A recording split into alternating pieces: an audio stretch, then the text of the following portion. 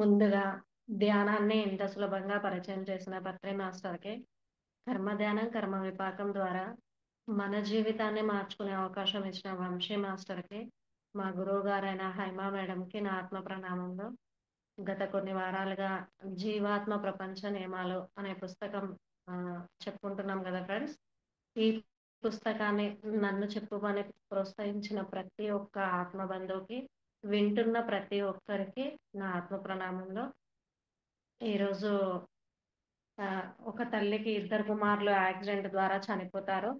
ఆ ఇద్దరు కుమారులే ఆ తల్లికి ఉండడం ద్వారా వాళ్ళ అమ్మ అంటే భూమి మీద ఇద్దరు పుత్రులు చనిపోవడం ద్వారా తాను జీవించడం కష్టమైపోతుంది అని చెప్పి మన మన విస్పి, రతు ఇద్దరు కుమారుల పేర్లు వాళ్ళిద్దరు పైకెళ్ళిన తర్వాత సదాత్మలతో అక్కడ అనుమతి తీసుకొని, వాళ్ళక్కడ పర్మిషన్ తీసుకొని, ప్రతిరోజు ఆ అమ్మకి అంతరాత్మ ద్వారా ఒక సందేశాన్ని ఇస్తూ ఉన్నారు. ఆ అమ్మ తన వరకే ఆ సందేశాన్ని ఉంచుకోకుండా, మనకి 'జీవాత్మ ప్రపంచ నియమాలు' అనే ఒక పుస్తకం రాసింది.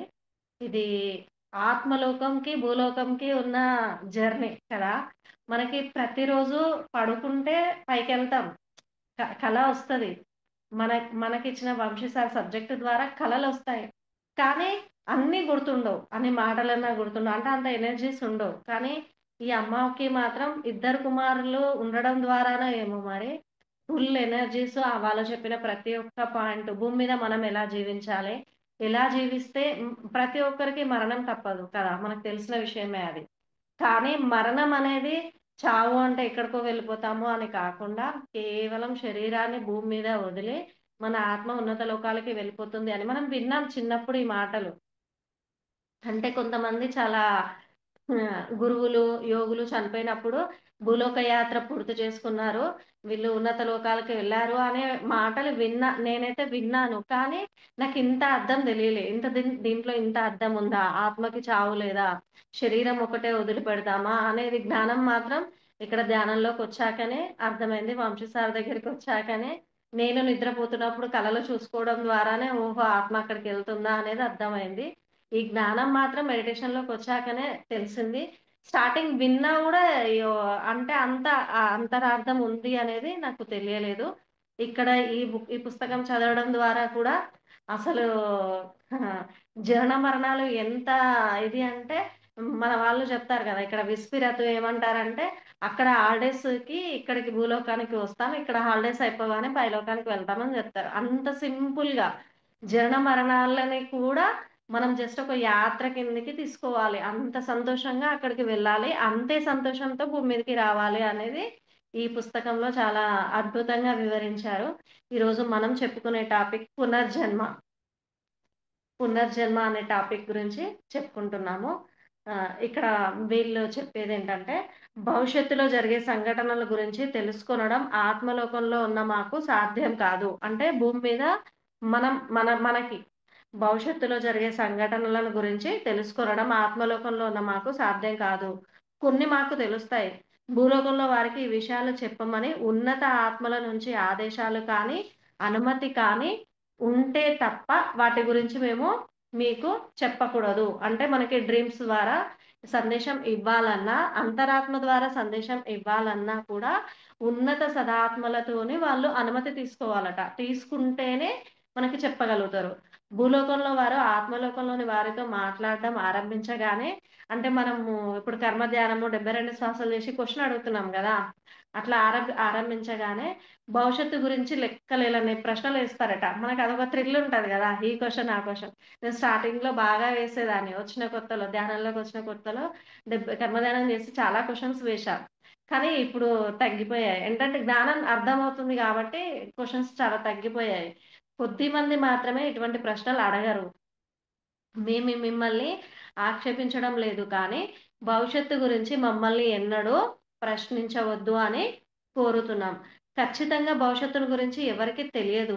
ఇతరులెలా ప్రవర్తిస్తారో ఎవరికీ తెలియదు. ఉదాహరణకి మీరు 90 ఏళ్ళు బ్రతుకుతారని మేము మీకు చెప్పొచ్చు. వాళ్ళ సందేశం ఇవ్వచ్చు. కానీ ఆ మర్నాడే ఏ ప్రమాదమో, హత్యో జరిగి మీరు చనిపోవచ్చు. ఇది కేవలం మనిషి సంకల్ప స్వేచ్ఛకు అతడు ఎంపిక చేసుకునే వాటికి సంబంధించింది. భూమి మీద ఏం జరుగుతుందో ముందుగా ఎవరు ఊహించలేరు అని చెప్తున్నారు ఇక్కడ. ఇక్కడ నాకొచ్చిన డ్రీమ్ ఏంటంటే, వాళ్ళు చెప్తున్నారు గదా! ఉదాహరణకి మీరు 90 సంవత్సరాలు బతుకుతారని చెప్తారు. మీరు నెక్స్ట్ డేనే మీకు ప్రమాదం జరగొచ్చు అని.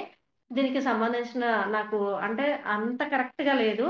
కానీ నాకు మా బాబుకి యాక్సిడెంట్ అవుతది అని ఫస్టే చూపిచ్చారు. డ్రీమ్‌లోనే చూపించారది. ఆ డ్రీమ్‌లో వాడికి ఆ యాక్సిడెంట్ జరిగింది. నా కళ్ళ ముందే జరిగింది. వాడికి తల నుంచి బ్లడ్ కారుతున్నట్టు డ్రీమ్‌లో చూపిచ్చారు. చూపించినంక కొద్ది రోజులకి నేను కర్మ విపాకం చేసుకున్నా. అంటే నా కొడుక్కి ఏమైనా నాకు బాధే గదా! నాకు ఆ బాధ వద్దు. వాడికి దెబ్బ అంటే యాక్సిడెంట్ అంటే వాడిది ఏదన్నా లెసన్ నేర్పించే విధంగా చిన్న దెబ్బతో ఇయ్యండి కానీ, ఇలా బ్లడ్ కారేతట్టు ఇంత పెద్దగా ఇవ్వకండి కర్మ. వాడు తెలుసుకునే అంత ఇది గూడా లేడు అని చెప్పి నేను కర్మ విపాకం చేసేటప్పుడు బాబాని అడిగాను. కొద్ది రోజులకి యాక్సిడెంట్ జరిగింది. వాడు వాడే బండి డ్రైవ్ చేసుకుంటూ వెళ్ళాడు. బండికి చాలా విపరీతమైనది జరిగింది. కానీ మా బాబుకి ఏమి జరగలేదు. వాడు సేఫ్‌గా బయటికొచ్చాడు. నాకు కర్మ విపాకం అనేది ఇంత ఉంది అనేది కూడా బాబు పట్ల గూడా నాకది అర్థమైంది. అంటే భవిష్యత్తు చూసుకున్నా. నాకు మేడంనడిగితే భవిష్యత్తులో రాబోయేదున్నట్టుందిరా మరి కర్మ విపాకం చేసుకో అని జెప్పారు మేడము. ఇంకా చేసుకుంటే కర్మ తగ్గిందక్కడ. యాక్సిడెంట్ జరిగింది. కానీ కర్మ తగ్గింది. బాబుకేం గాలే బండికయింది. ఈ సబ్జెక్ట్ చదివేటప్పుడు నాకది గుర్తొచ్చింది. కొన్నిసార్లు ఏం జరుగుతుందో మనకి తెలుస్తుంది. నిశ్చయంగా జరగాల్సిన విషయమైతే మీకు చెప్పడానికి మాకు అనుమతి లేకపోవచ్చు.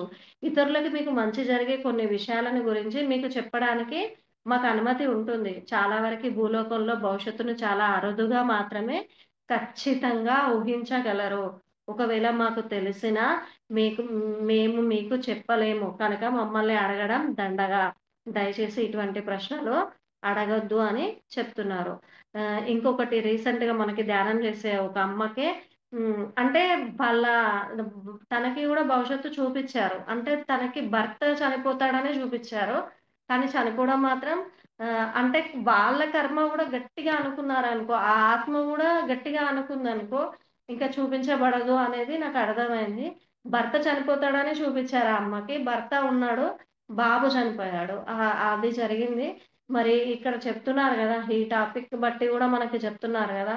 అరుదుగా ఖచ్చితంగా ఊహించగలరు. భూలోకంలో భవిష్యత్తుని చాలా అరుదుగా మాత్రమే ఖచ్చితంగా ఊహించగలరు. ఒకవేళ తెలిసినా మేము మీకు చెప్పలేము. కాబట్టి మమ్మల్ని అడగొద్దు అని. ఎందుకంటే ఆ ఆత్మ పరంగా ఏ ఆత్మకి ఆ ఆత్మకి స్వేచ్ఛ అనేది కంప్లీట్‌గా ఇస్తుంది. భగవంతుడు విశ్వం అనేది మనకి సంపూర్ణంగా ఇవ్వబడుతుంది. ఆత్మ స్వేచ్ఛ ఆత్మకే ఉంటుంది కాబట్టి చెప్పలేరేమో అనేది నాకు ఆ అమ్మ, బాబు చనిపోవడం ద్వారా కూడా కొద్దిగా అర్థమైంది. ఆమెకి భవిష్యత్తు చూపిచ్చారు. కానీ భర్త మీద చూపిచ్చారు. కొడుకు ఇలా అయింది అని అనిపిచ్చింది. ఆత్మ బలంగా కోరుకున్నట్టుంది. అందుకే మనకి ఈ సబ్జెక్ట్ పరంగా అది నాకు గుర్తొచ్చింది. ఆత్మలోకంలో మేము బాగుపడి ఉన్నత స్థాయిలకి చేరాలనుకుంటాం. కనుక మాకేం జరుగుతుందో మాకు తెలుస్తుంది. మళ్ళీ మనల్ని భూలోకానికి పంపమని సర్వశక్తిమంతుడైన భగవంతుడిని అడుగుతారట. నాకు శరీరం కావాలి అని. మనం ఎక్కడ పునర్జన్మించాలో కూడా మనమే నిర్ణయించుకుంటాం. మన తెలివి మన తల్లిని మనమే ఎంపిక చేసుకుంటాం. తండ్రి తనంతట తానే వస్తాడు. ఎందుకంటే మన తల్లి ఎవరిని వివాహం ఆడుతుందో చాలా సార్లు తెలియదు గదా! ఆహ్, ఏది ఏమైనా కొన్నిసార్లు తండ్రిని కూడా మనం ఎంపిక చేసుకోవచ్చు. అంటే భూమి మీద జన్మ తీసుకునేటప్పుడే తల్లిదండ్రులని కూడా ఆత్మ నిర్ణయించుకుంటుంది. ఎవరికి పుట్టాలి అని. చాలా వరకి మనంతట మనం అన్ని పనులు చేసుకోగలిగేంత వరకు మనల్ని బాగా ప్రేమగా సంరక్షించే తల్లిని మనం ఎంపిక చేసుకుంటాం. సాధారణంగా మనకు ప్రియమైన వారిని తల్లిగా ఎంపిక చేసుకుంటాం. కానీ కొన్నిసార్లు అనుభవం రావడానికి, కర్మని అనుభవించడానికి, పై ఆవరణాలకు చేరడానికి చెడ్డ ఆత్మనో, దుష్టాత్మనో మన తల్లిగా ఎంచుకుంటాం.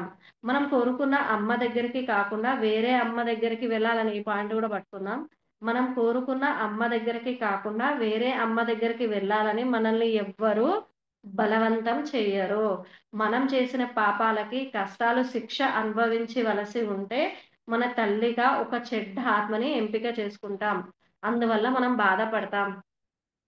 కష్టమైన బాల్యాన్ని అనుభవించి తర్వాత మంచివారుగా అవుతాం.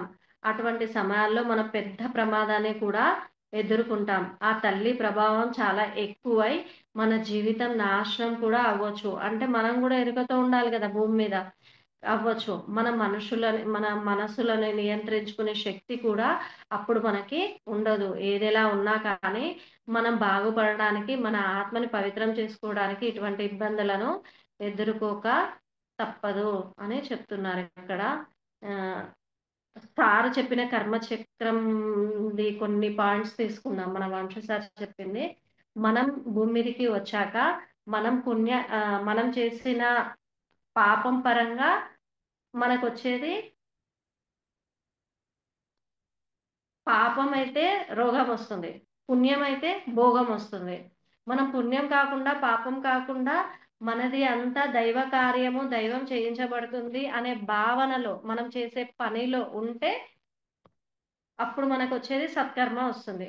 పాపకర్మ అనుభవించడానికైనా భూమి మీదకి రావాలి. పుణ్యకర్మ అనుభవించడానికైనా భూమి మీదకి రావాలి. రోగంతో అయినా, భోగంతో అయినా.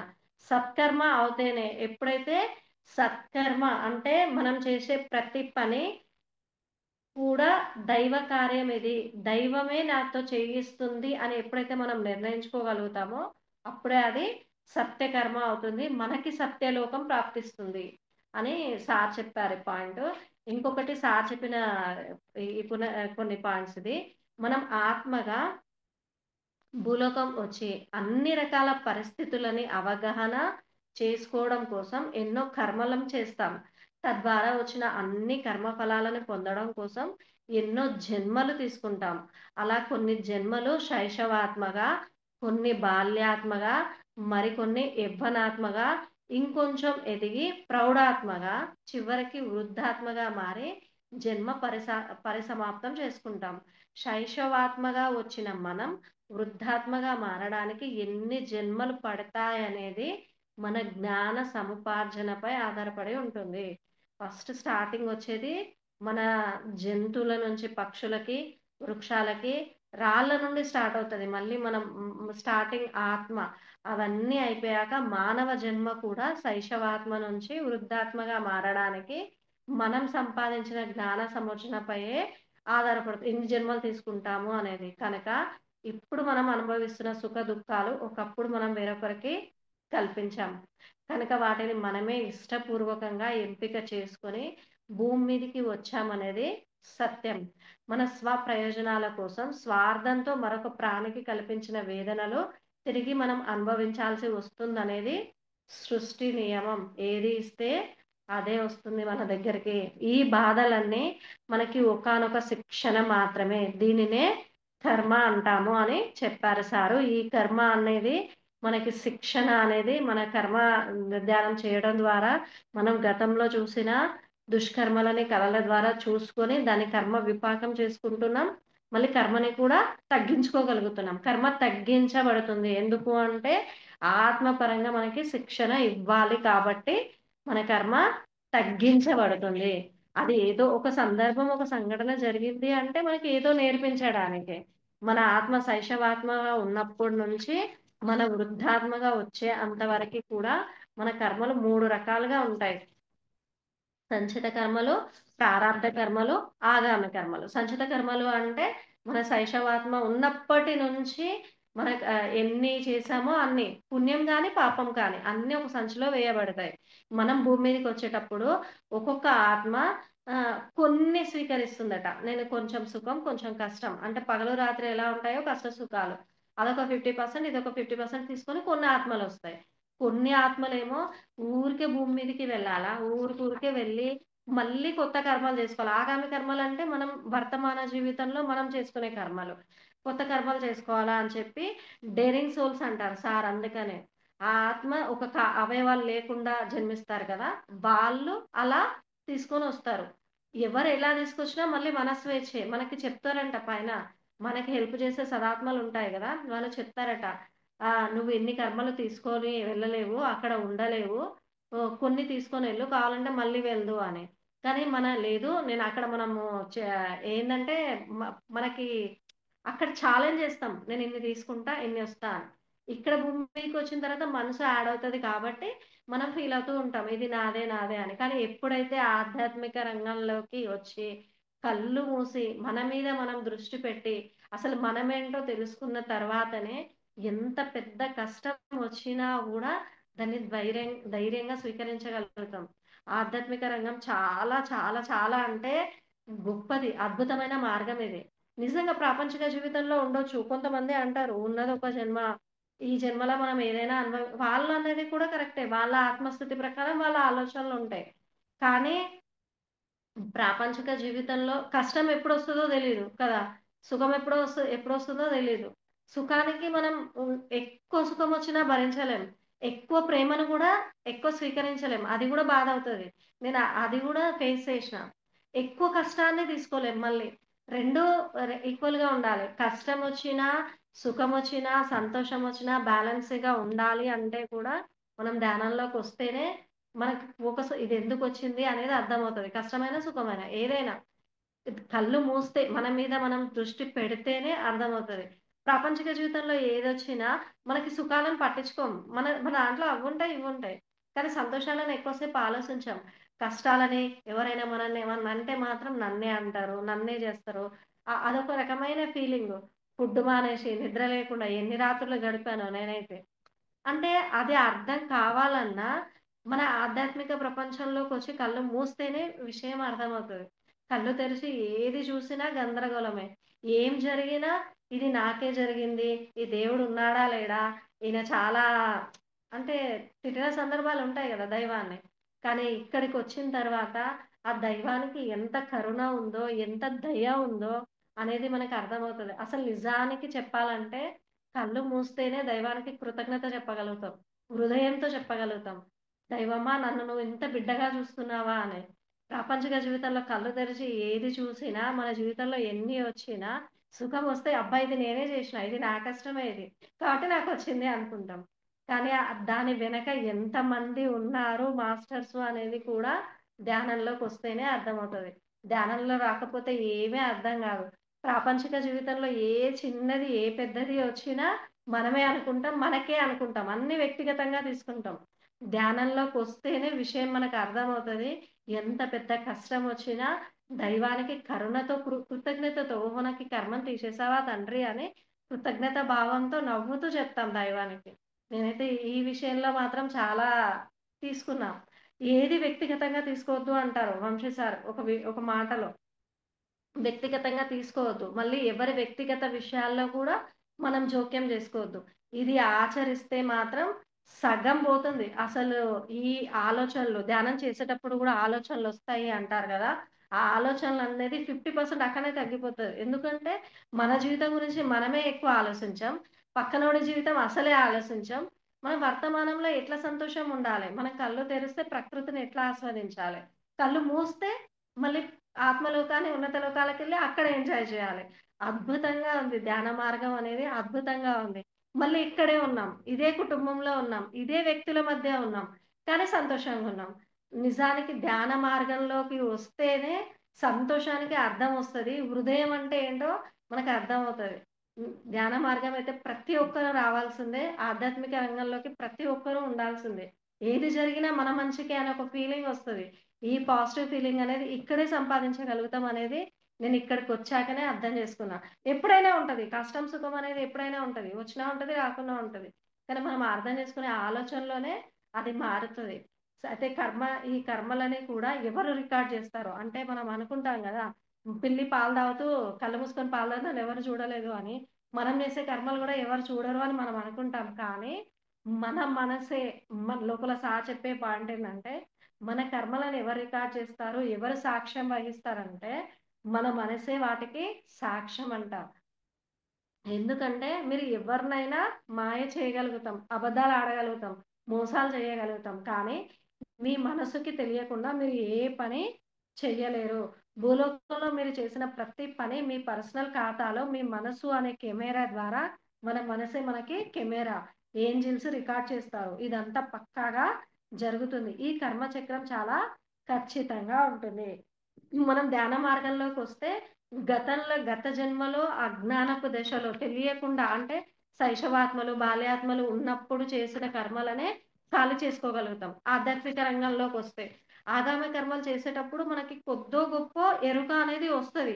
అంటే ఒకసారి మనకి ఉన్న ప్లస్ పాయింట్ ఏందంటే, మనం అనుకుంటాం గదా! చేసిన తప్పు మళ్ళీ చెయ్యము అని.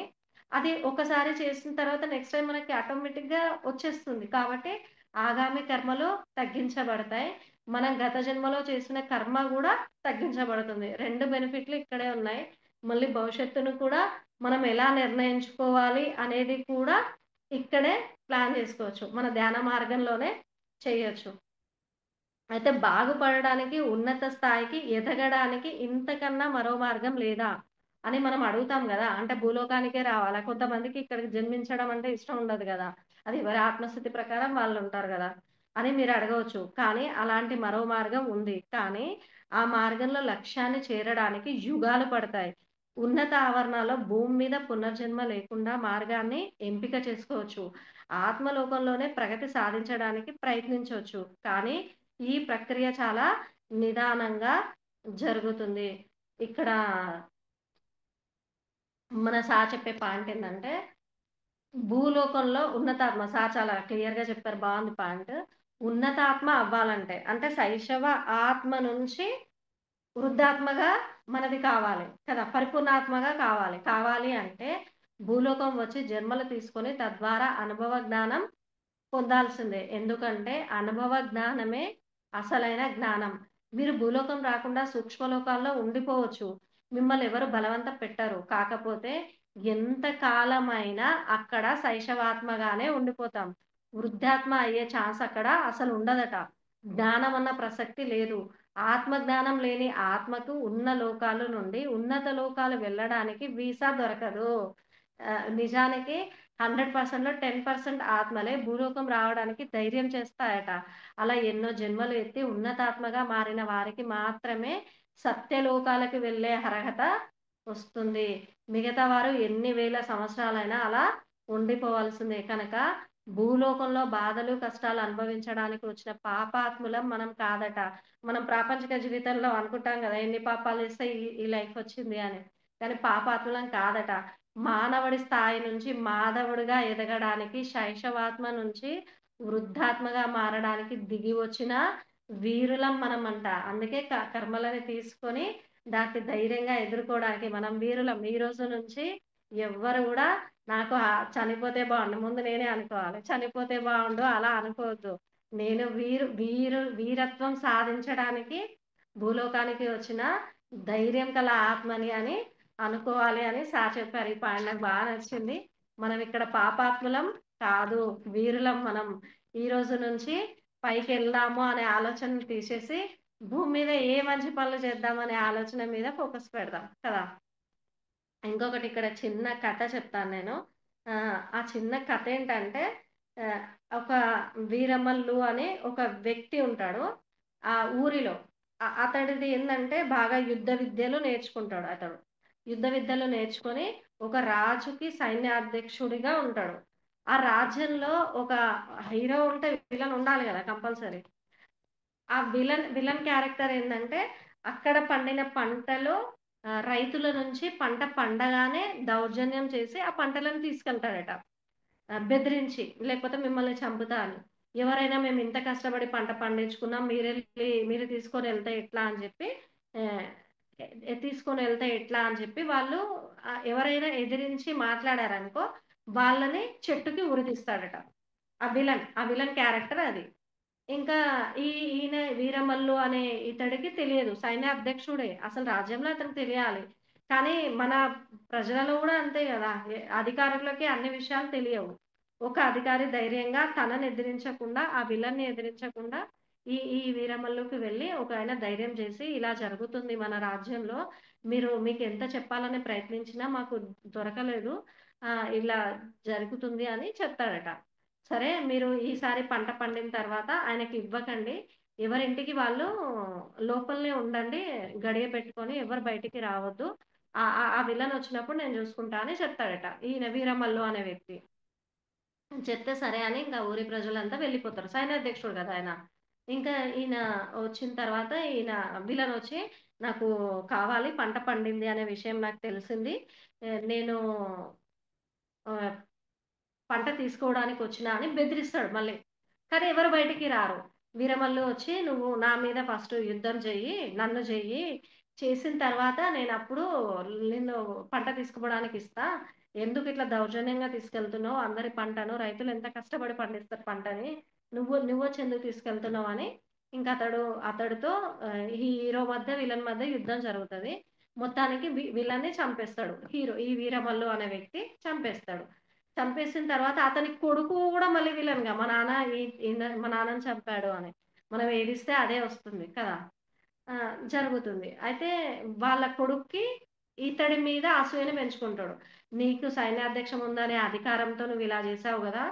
నేను నిన్ను మోసం జేసి ఎట్లా చంపాలో నాకు దెలుసు. నువ్వు మా నాన్నని చంపావు. నేను నిన్ను చంపుతా" అని కక్ష పెంచుకుంటాడు. మరి అతడికి హెల్ప్ చేసేవాళ్ళు గూడా ఉంటారు గదా! మనం ఏ పని జేయాలన్నా మనకి సహకరించే వాళ్ళు మాస్టర్స్ ఇవ్వబడతారు. సృష్టి నియమమే అది. మనం ఏ పని జేయాలన్నా మనకి సహాయం ఇవ్వబడుతుంది. అతనికి సహాయం చేసే ఒక వ్యక్తి వచ్చి ఈ వీరమల్లు దగ్గర నైట్ చెప్తాడన్నట్టు. ఒక అర్ధరాత్రి ఆయన నిద్రలోకించి లేపి చెప్తాడు. నేను ఇలా ఆహ్, మా నాన్నని తీసుకొనెళ్ళాడు. నువ్వు వాళ్ళ నాన్నని చంపావు అనే కక్షతోని మా నాన్నని తీసుకొనెళ్ళాడు. అతడు మా నాన్నని ఏం చేస్తాడో ఏమో నువ్వే కాపాడు. వాళ్ళ నాన్నని నువ్వే చంపావు గదా! మరి మా నాన్నని కాపాడు అని ఒక వ్యక్తి వచ్చి చెప్తాడు ఇతడికి వీరమల్లుకి. చెప్తే సరే నడువు నువ్వేం భయపడకు నేను అతన్ని రక్షిస్తా అని చెప్పి ఎళ్తారు. కానీ ఈయన నిద్ర లేపిన వ్యక్తి కూడా ఆ విలన్ క్యారెక్టర్‌కి సపోర్టింగ్ ఇస్తాడు. ఈ విషయం ఈయనకి తెలీదు. వీరమల్లుకి తెలీదు. వాళ్ళ నాన్నని బంధించాడు అనే దాంతోని వెళ్తాడు. రక్షిద్దామని వెళ్తాడు.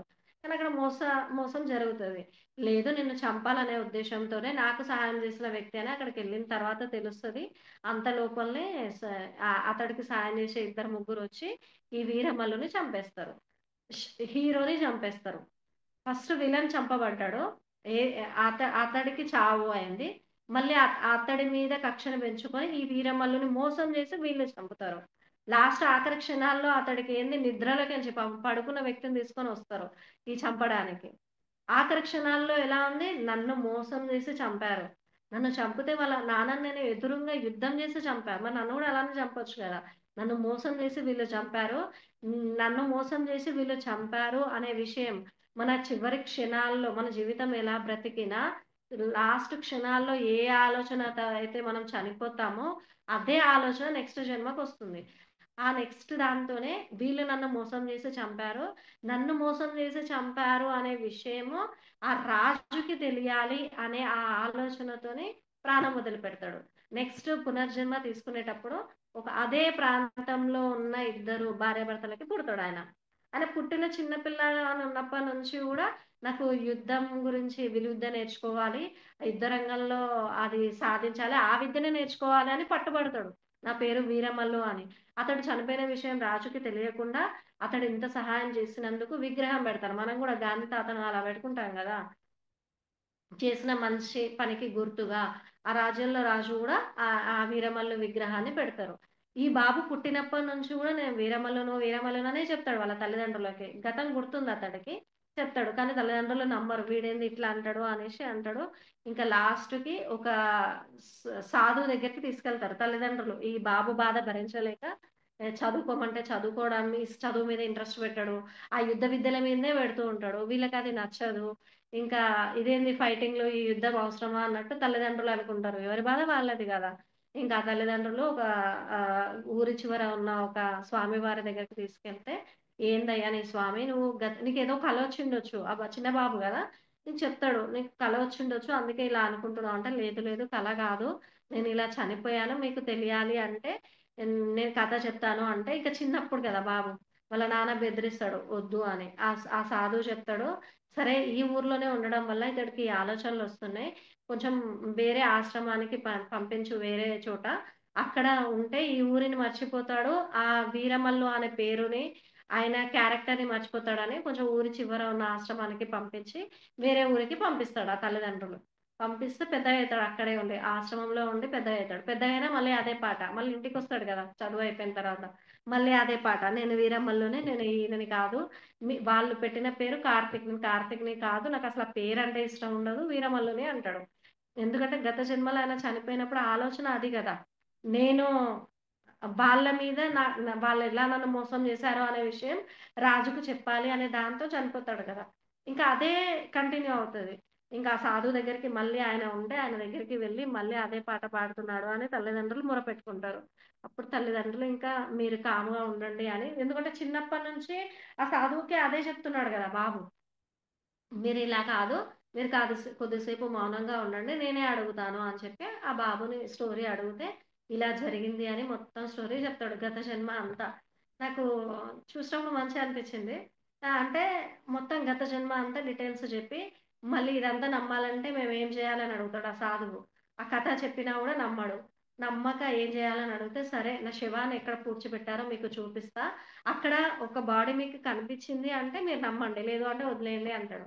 అక్కడికెళ్తాడు. ఎళ్ళిన తర్వాత మన శరీరం ఈ ఇది శరీరం ఒక్కటే అన్ని క్రిమికీటకాలు తింటాయట. మన ఎముకది అలానే ఉంటది గదా! భూమిలో పాతేసినప్పుడు. ఆ ఎముకది కనిపిస్తది వాళ్ళకి.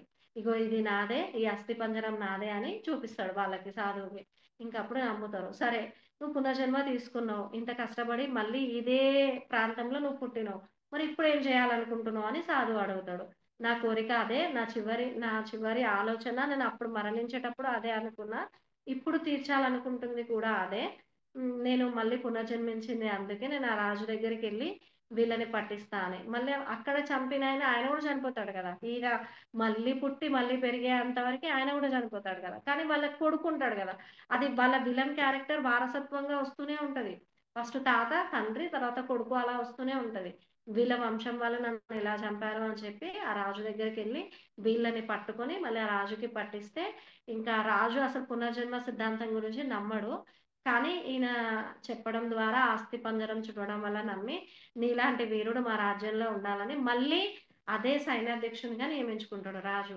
ఈ కథ ద్వారా మనం నేర్చుకోవాల్సిందేంటంటే, మనకి సార్ కూడా చెప్తాడు గదా! అంబ 2 జన్మలు భీష్ముని క్యారెక్టర్‌లో. అంబ అసలు నిజంగా నిందించాల్సింది, ద్వేషం పెంచుకోవాల్సింది ఆమె ప్రేమించిన ఆ వ్యక్తి మీద కదా! మనకు తెలిసిన స్టోరీ ఆయన. కానీ ఆ వ్యక్తిని అస్సలనుకోదు. భీష్మ పితామహుడినే అనుకుంటది. భీష్మ పితామహుడు వదిలేస్తాడు గదా! అమ్మ నీ స్టోరీ నాకు తెలియకుండా ఇలా జరిగింది తల్లి అని వదిలేస్తాడు. వదిలేసి ఆయన దగ్గరికెళ్తే నువ్వు ఆయనతో పోయావు కాబట్టి నాకు అంత అంత ప్రేమకి అంత నమ్మకం లేదా మరి అతడికి? కానీ అతన్ని మాత్రం ఏమి అనదు అంబ. ఈ భీష్మ పితామహుడినే ఈర్ష్య, ద్వేషం పెంచుకొని ఆ జన్మ వేస్ట్ చేసుకుంటది. మళ్ళీ తపస్సు చేసి వరాన్ని పొంది మళ్ళీ జన్మకి కూడా వేస్ట్ చేసుకుంటది. మనకి పునర్జన్మ సిద్ధాంతం అనేది ఉంది. అది నమ్మాలి కంప్లీట్‌గా. నమ్మి మనం చివరి క్షణాల్లో అంటే మన సాధన ఎలా ఉండాలంటే, నాకు చిన్నప్పటి నుంచే ఈ ఆలోచన ఉండేది. నేనేదో చేశా, అందుకే నాకిదొచ్చింది. నేనిది కంప్లీట్‌గా పూర్తి చేసుకొని వెళ్తా. నేను మళ్ళీ భూమి మీదకొస్తే మంచిగా వస్తా. అంటే నాకు అప్పుడుండే. నాకు అందుకనే వంశీ సారు ఈ సబ్జెక్ట్ బాగా అర్థమైందోనేమో నాకు తెలీదు. కానీ నాకిప్పుడు గూడా నేనేమంటున్నా అంటే రాకముందు ఏం తెలియక ముందే అలా ఆలోచించిన. మనం ఇప్పుడు ఈ కథలో గూడా ఈ పునర్జన్మ ఈ వీరమల్లు అనే కథలో గూడా ద్వేషంతో చనిపోయిండు. ఆ ద్వేషాన్ని తీర్చుకోవడానికి మళ్ళీ వచ్చిండు కదా! మళ్ళా సైన్యాధ్యక్షుడు గూడా అతని కోరిక కంప్లీట్‌గా తీరలే. మళ్ళీ అది తీర్చుకోవడానికి మళ్ళీ వచ్చిండు. మనం అలా గాదు. మనం ఇక్కడికొచ్చాం గాబట్టి మన కర్మలు ఏవైతే ఈ ఈ ప్రారబ్ధ కర్మలున్నాయో, అవసరమైతే సంచిత కర్మలు గూడా అన్నీ కంప్లీట్ జేసుకొని అంటే ఒక్కొక్కటి ఎంచుకొని, మనకెంత అవసరమో అంతే ఇస్తారు మాస్టర్‌లు. మనం అడగగానే ఏమివ్వరు. ఎందుకంటే, మన బుర్ర మనకంటే ఎక్కువ వాళ్ళకే అర్థమవుతది గదా! అవసరమైతే అవి గూడా ఖాళీ చేసుకొని, మనం నెక్స్ట్ నేనైతే మళ్ళీ జన్మ అంటూ ఉండి, నేను మళ్ళీ భూలోకానికి వస్తే, మళ్ళీ పునర్జన్మ తీసుకుంటే, నేను చాలా ఉన్నత సదాత్మగా రావాలి అని నా కోరిక. నన్నందరూ ఆశీర్వదించండి ఇది వింటున్నందుకు. ఎందుకంటే, ఎవరి ఆశీర్వాదమో మరి నేనిక్కడికొచ్చి చేరినా, నేను గూడా చనిపోయే దశలో నాకు ఈ జీవితం వద్దు అనే ఆఖరి దశలో నాకు ధ్యాన మార్గం పరిచయమైంది. పునర్జన్మ అంటే శరీరాన్ని తీసుకొనే కాదు, నిజానికి ధ్యాన మార్గంలోకొచ్చిన ప్రతి ఒక్క వ్యక్తికి, నాలాంటి ప్రతి వ్యక్తికి పునర్జన్మ అలాంటిదే. ఎందుకంటే, అప్పుడున్న మేము వేరు, అప్పుడున్న ఈ మీనా వేరు, ఇప్పుడు ఈ సబ్జెక్ట్ అర్థం చేసుకున్న మీనా వేరు. నాకిక్కడనే పునర్జన్మ దొరికింది అనిపిస్తది. అప్పుడు ఆలోచనలు వేరు, ఇప్పుడు ఆలోచనలు వేరు. కాబట్టి ఇదే అనుకుంటున్నా నేనైతే. అప్పుడు ఒక కర్మ ఏదైనా బాధ వస్తే ఇది నాకెందుకొచ్చిందా అని ఆలోచించేదాన్ని. ఇప్పుడు అబ్బా! ఇది నా డబ్బలా ఇది ఖాళీ అవుతుందా అని సంతోషపడుతున్నా. అప్పటిది వేరు, ఇప్పుడు వేరు గదా! కాబట్టి ఎప్పుడు కూడా మనకి ఉంటాయి. పైన మాస్టర్స్‌ది అయితే కంపల్సరీ ఉంటాయి. అది ఉంటుంది అనేది కూడా ప్రతి ఆత్మకి భూలోకం వచ్చేటప్పుడు ఒక ఆత్మని తోడుగా తీసుకొనే భూమి మీదకొస్తాం. ఆ తీసుకొని వస్తున్నాము అనేది గూడా మనకి ధ్యానంలోకొస్తేనే అర్థమవుతది. మనం అనుకుంటాం భూమి మీద మనకెవ్వరు తోడు లేరు అని. కానీ పైన మాస్టర్‌లు తోడు లేనిదే మన జీవితం అనేది అసలు ఒక స్టెప్ గూడా ముందుకేయలేం మనం. మనం దైవం మనకెంత తోడు ఉన్నది అనేది కూడా ఇక్కడికొస్తేనే అర్థమవుతుంది. ఇక్కడ ఇంకొకటి చాలా ఆత్మలు కష్టమైనా సరే చెడ్డ తల్లులని పుట్టి త్వరగా బాగుపడాలని ప్రయత్నిస్తాయట. కొందరు మాత్రం తమ ప్రియతములకి సహాయం చేయడానికి పునర్జన్మిస్తారు. ఇటువంటి వారు తమ ప్రియతములతో ఎవరినైనా తమ తల్లిగా ఎంచుకొని ఆధ్యాత్మికంగా పతనం కావడానికి ఇష్టపడరు. కనుక మంచి మార్గంలో నడవడానికి శతవిధాలా ప్రయత్నిస్తుంటారు. మేము ఎంత స్వేచ్ఛగా ఉంటామో దీనివల్ల మీకు అర్థమైంది. ఎందుకంటే అక్కడ వ్యతిరేక ఆత్మలు ఉండవు. ఆత్మలోకంలో మాకు నచ్చింది మేము చేయొచ్చు. ఒకవేళ అది తప్పైతే మా అంతరాత్మ దీనికి అనుమతించవచ్చు. ఆత్మలోకంలో ఉన్నత స్థాయిలో ఉంటే కింది స్థాయికి వెళ్ళే ప్రమాదం లేదు. ఆత్మలోకంలో మనం అక్కడ ఉంటే మనం ఏ స్థాయిలో ఉంటే ఆ స్థాయిలోనే ఉండొచ్చు. కానీ ఇక్కడ భూలోకంలో మాత్రం అన్నీ కలిసి ఉంటాయి కాబట్టి మనం జ్ఞానాన్ని తొందరగా నేర్చుకోగలుగుతాం. ఎ ప్రమాదకరమైన మార్గాన్ని ఎంచుకున్నప్పుడు మీ అంతరాత్మ భూమి మీద పూర్తి కాలం పనిచేయదు. అందుకే అకాల మృత్యులు గూడా వస్తుంటాయి గదా! అది గూడా. కనుక ఏది ఒప్పో, ఏది తప్పో అనేది మీకు తెలియదు. దీనివల్ల సర్వశక్తిమంతుడైన భగవంతుని నియమాలు పాటించలేక మీ జీవితం నాశనం కావచ్చు. ఉన్నత స్థాయిలో ఉన్నవారు పునర్జన్మ పొందితే భూమి మీద వీరికి మాత్రమే అంతరాత్మ దారి చూపుతుంది అని వీళ్ళిచ్చారు. అయితే పునర్జన్మ చెయ్యాలన్నా, మనం భూమి మీదకి మళ్ళీ రావాలన్నా, మన కర్మల్ని సంతోషంగా మనం తీసుకోవాలన్నా వంశీ సార్ కొన్ని పాయింట్స్ ఇచ్చారు. అంటే నిత్యం వర్తమాన జీవితంలో మనం ఎలా జీవించాలి అనేది కొన్ని పాయింట్స్ ఇచ్చారు సారు. సామాన్యమైన జీవితాన్ని గడపాలి. నిత్య వర్తమాన జీవితంలో సామాన్యమైన జీవితాన్ని గడపాలి. ఎప్పుడూ సకల సృష్టిని ప్రేమిస్తూ, పక్కవారిని కూడా ప్రేమిస్తూ, వారి పట్ల శ్రద్ధ చూపండి. మీ మనసుకి మీరు యజమానిగా మారండి. మనసుకి ఎప్పుడైతే లొంగిపోతున్నామో అప్పుడే మనం మనసుకి మన మన మనస్సు మీద మనం అధికారం చెలాయించాలి. మనం బుజ్జగించాలి. అది మనల్ని గాదు. మనమే దాన్ని మనసు మాయలో పడకుండా దాన్ని బుజ్జగిస్తూ మనం హృదయం చెప్పినట్టు వినాలి. మీ మనసుకి సత్యమై విజ్ఞానాన్ని అభ్యసించడం వల్ల అది ఆత్మ జ్ఞానానికి దారితీస్తుంది. మీలో అంతర్గతంగా దాగి ఉన్న శక్తిని గుర్తించి తద్వారా అనంతమైన జ్ఞానాన్ని పొందండి. మిమ్మల్ని సరి అయిన దారిలో నడిపించడానికి మీ మహాకారణ శరీరంతో అనుసంధానికి సదా ప్రయత్నించండి. మితిమీరిన అతి కోరికల నుండి బయటపడండి. ఫస్టు ఆహ్, ఆ మితిమీరిన కోరికల వల్లనే సరికాని సంకల్పాల వల్లనే జీవితం నాశనం అవుతది. మీ జీవితంలో జరుగుతున్న ప్రతి ఒక్క సంఘటనను సంతోషంతో ఆహ్వానించండి. ప్రతి మార్పు మీరు నేర్చుకోవడానికి వచ్చిందని గుర్తుంచుకోండి. ధైర్యంగా ఉండి, నిశ్చయ భావం కలిగి, నిరంతరంగా శ్రమిస్తూ సత్య సాధనకై పాటుపడండి. మీరు నేర్చుకున్న జ్ఞానాన్ని ఇతరులకి పంచండి. మీరు అజ్ఞానంలో నుంచి బయటపడడానికి చేతనైనంత చేయుత నివ్వండి. మూఢ విశ్వాసాలు, ఆ విశ్వాసాలను ఎప్పుడూ నమ్మొద్దు. ప్రచారం చేయొద్దు. ప్రతిరోజు నిద్రపోయే ముందు, నిద్ర లేచిన వెంటనే ధ్యానం కొద్దిసేపైనా ప్రతిరోజు చేయాలి. పూర్తిగా శాకాహారమే స్వీకరించండి. మాంసాహారం ఖచ్చితమైన కర్మబంధం. అది మీలో ప్రేమ కవాటాలని మూసివేసే ఆహారం అని సార్ చెప్తున్నారు. ఈ పాయింట్స్‌లో మనం కొన్ని ఆచరించిన మన జీవితం చాలా అద్భుతంగా సాగుతుంది. అయితే నేను ఒక్క చిన్న కథ చెప్పి క్లోజ్ చేస్తాను. మొన్న జరిగిన 4 రోజులు సంక్రాంతికి హాలిడేస్ వచ్చాయి గదా! నిజంగా ఆ కళ నాకు సూపర్‌గా అనిపించింది. మరి ఈ ఈ స్టోరీకి సంబంధం ఉందా? లేదా? అనేది గాదు. కళ అయితే అద్భుతంగా ఉంది. 4 రోజులు మేడం హాలిడేస్ ఇచ్చింది సంక్రాంతికి. నేనెప్పుడు కూడా ప్రతిరోజు ధ్యానం మానను. గంట సేపు కంపల్సరీ ధ్యానం చేసుకుంటా. కానీ చాలా ఆ రోజు వర్క్ బాగా ఉండి అలసిపోయాను. బాగా అంటే బాగా అలసిపోయాను. ఇంకా ధ్యానం చేసుకునే అంత టైం గూడా లేదు. రాత్రి పడుకునేటప్పుడు నా బాడీ ఎలా ఉంది అంటే, అసలు ఈ బాడీ లేస్తదా మీనా అన్నట్టు ఉంది నా పొజిషన్. అంత దారుణంగా పడుకున్నా. రాత్రి కలలో నేను నెల్లూరు తపోవనం వెళ్ళాను. ఆ డ్రీమ్‌లో నాకు చాలా బాగా అనిపిచ్చింది. అక్కడ ఫస్ట్ నేను వెళ్ళడమే సుకన్య మేడంని చూసా. సుకన్య మేడంని చూసి మేడంతో నవ్వుతూ ఇట్లా హాయ్ అన్నట్టు చెప్తాం గదా! చెప్పగానే మేడం ఏమంది హ్మ్. అంటే పలకరించుకున్నాము. అది బాగా గుర్తుంది. నవ్వింది మేడం గూడా నవ్వింది. ఇంకా సారు మార్నింగ్ వాకింగ్‌కి తీసుకెళ్తారు నెల్లూరు తపోవనంలో. తీసుకెళ్తే అక్కడ సార్ రెడీగా ఉన్నార్రా! ఈరోజు తపోవనంలో ఎవ్వరు లేరు. నువ్వు సార్ ఇద్దరు వెళ్ళండి అని అన్నారు మేడం. నేనన్నా మీరు గూడా రావచ్చుగా మేడం ముగ్గురం వెళ్తాం ముచ్చటగా అని అది అది ఆ మాటలు గూడా బాగా గుర్తున్నాయి డ్రీమ్‌లోనే. అంటే మేడం అంది, "నాకు కొంచెం నీరసంగా ఉందిరా నువ్వెళ్ళు సార్‌తో" అని చెప్పి అంది. సారు, నేను ఇద్దరమే ఉన్నాం. ఇంకా ఇక్కడ వంశీ సార్‌ని భూలోకంలో మాట్లాడడానికి అసలు మాటలే రావు. కానీ ఆ డ్రీమ్‌లో మాత్రం ఎంతసేపు మాటలు క్లియర్‌గా గుర్తులేవు. కానీ మంచిగా ఉంది. ఆహ్, అంటే చాలా సేపు వరకి వాకింగ్ చేసాం. ఆ పంట పొలాల మధ్య, ఆ ప్రకృతి మధ్య చాలా సేపు ఉన్నామక్కడ.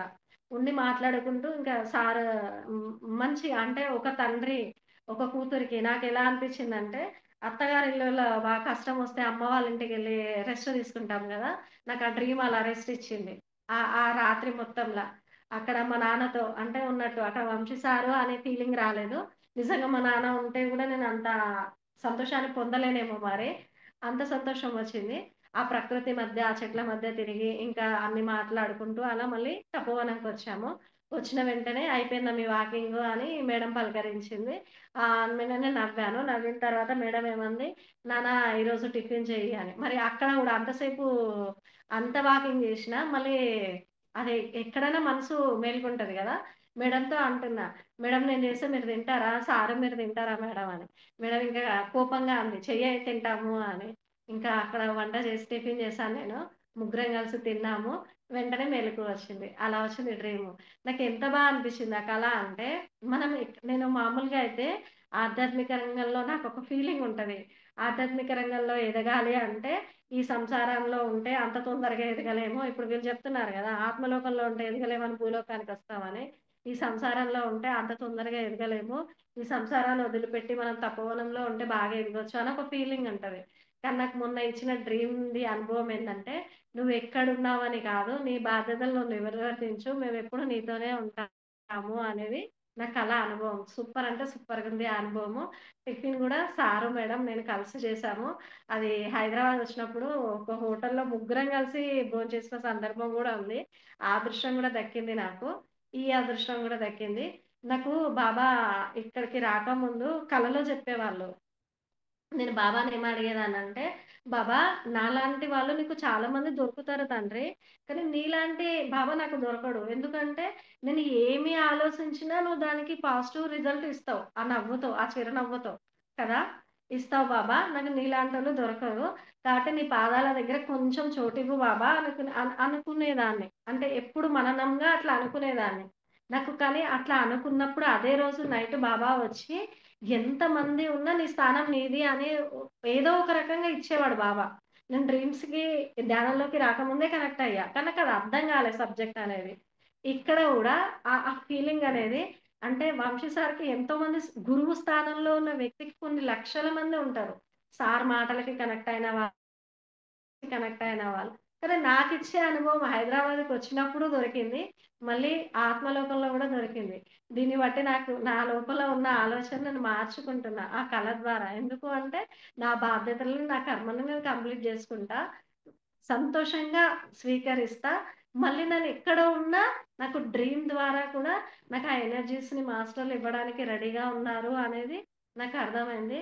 నాకు ఈ కథ అంటే సూపర్ అంటే అసలు నేను ఆ సంతోషాన్ని నా మాటల్లో వ్యక్తం చేయలేకపోతున్నా. అంత సంతోషంగుండే.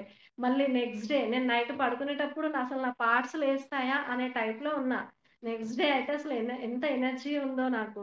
అంటే ఆ వాకింగ్ చేసినంత సేపు సార్ నాకు ఎనర్జీ ఇచ్చారక్కడ. అది ఆత్మలోకంలో జరిగింది గదా! ఎంత శక్తి ఉండేనో అసలు నేనే చేశానా? నేనే ఉన్నానా? అనేది నాది నాకే అనిపించింది. ఒక్క రూపాయి ఖర్చు లేకుండా. ధ్యాన మార్గం అనేది ఇంత గొప్పది. మనం అదే రాత్రి నేనున్న పరిస్థితిలో ఏ హాస్పిటల్‌కెళ్తే ఎన్ని పెట్టేవాళ్ళో, ఎంత డబ్బు వసూలు చేసేవాళ్ళో. మళ్ళీ ఏమైతుందో తెలీదు. కానీ నేను జస్ట్ దైవాన్ని తలుచుకొని పడుకున్నా.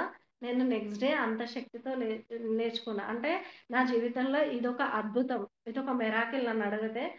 ధ్యాన మార్గం అనేది చాలా అద్భుతమైన మార్గం. దీనిలోకి వచ్చి ఎంతో కొంత మారడానికే ప్రయత్నం చేయాలి. మన ఆలోచనలు, చేసే పనులు, మాట్లాడే మాటలు అన్నీ రికార్డ్ చేయబడతాయి. ఏది ఎక్కడికెళ్ళాలో అంటే పాపమా, పుణ్యమా అనేది అది గూడా రికార్డ్ చేయబడుతుంది. అది కూడా మన మనసే చేస్తుంది. మన మనసే ఒక కెమెరా అని చెప్పారు సారు. ఆ పాయింట్ పట్టుకుందాం. ఈ మార్గం మాత్రం చాలా గొప్పది. ఈ మార్గంలో ఆల్రెడీ వచ్చిన వాళ్ళు నిలబడదాం. రాని వాళ్ళు రావడానికి ప్రయత్నం చేస్తాం. ఏదో కొద్ది టైం, మొత్తం టైం మన జీవితం ఇవ్వలేము. కొంచెం టైం అయినా ధ్యానానికి కేటాయిద్దాం. మన జీవితాన్ని మనం మార్చుకుందాం. మనం బ్రతికి ఉన్నా, మనం నిద్రపోయినప్పుడు ఆత్మలోకానికి వెళ్తున్నాం. మనం భూమి మీదకి వచ్చిన ఈ కర్మ చిట్టా మొత్తం తెలుసుకొని, మళ్ళీ వస్తే మాత్రం మంచిగొస్తాం. ఎందుకు అంటే నాకు ఇది ప్రాపంచిక జీవితంలో ఎన్ని కోట్లు ఎన్ని సంపాదించినా, ఆ ప్రాపంచిక జీవితమే అనుభవించి చనిపోతే, వాళ్ళ ఆత్మ ఎట్లా ఉంటదో నాకు తెలీదు గానీ, వాళ్ళ ఆత్మ గూడా బ్రతికున్నంత సేపు డబ్బు ఎవరు తీసుకెళ్తారో, బంగారం ఎవరు తీసుకెళ్తారో, అదే ఒక టెన్షన్‌లోనే బ్రతుకుతది, జీవిస్తది ఆత్మ. నెక్స్ట్ చనిపోయేటప్పుడు గూడా అసలు ఆ ఆలోచనలు నేను ఇది జేశాను, మళ్ళీ అప్పుడు మనసు పక్కకు జరిగి హృదయం మేలుకుంటది గదా! నన్ను దైవం స్వీకరిస్తదో లేదో, ఆ దాంట్లోనే ఉంటది. వాళ్ళు ప్రాపంచిక జీవితంలో ఉన్నవాళ్ళు ఎప్పుడు ప్రశ్నలతోనే ఉంటారు. వాళ్ళ జీవితం మొత్తం ప్రశ్నలతోనే ఉంటది. ఎందుకంటే ఆ జీవితం నేను చూసొచ్చాను గాబట్టి. ఇక్కడ ఆధ్యాత్మిక రంగంలోకొస్తే అన్ని ఆన్సర్‌లొస్తాయి. ప్రశ్నలకే ఆన్సర్‌లొస్తాయి. రెండిటిని కలిపితే జీవితం అద్భుతంగా ఉంటది. చాలా అద్భుతంగా జీవిస్తున్నా నేనైతే. చాలా మంచిగా అనిపిస్తుంది. కాబట్టి రాని వాళ్ళు రావడానికే ప్రయత్నం చేయండి. వచ్చిన వాళ్ళు నిలబడడానికి ప్రయత్నం చేయండి. ఇదొక అద్భుతమైన మార్గం. ఈ జీవితంలో ఉన్నా సంతోషమే, చనిపోయినా సంతోషమే. మనం చనిపోయినా హ్యాపీగా సార్ అంటాడు గదా! ధ్యానంలో కూర్చొని శరీరాన్ని వదిలిపెడుతున్నామని ఇంట్లో వాళ్ళకందరికీ చెప్పి టెంటేసుకొని చెప్పాను. అలా అద్భుతంగా చనిపోదామని నాకొక ఫీలింగ్ అది. Thank you friends. ఈరోజు విన్న ప్రతి ఒక్క ఆత్మబంధువుకి థాంక్ యూ. ఈ సబ్జెక్ట్ చెప్పేటప్పుడు, ఆ డ్రీమ్ చెప్పేటప్పుడు గూడా నాకు ఆ కళ గుర్తొస్తుంది. చాలా బావుందది అనుభవము. నాలాగా ప్రతి ఒక్కరూ అనుభవం పొందాలని నేను కోరుకుంటున్నా. Thank you friends. ఈ అవకాశం ఇచ్చిన హైమా మేడంకి థాంక్ యూ. వింటున్న ప్రతి ఒక్క ఆత్మబంధువుకి నా కృతజ్ఞతలు. Thank you.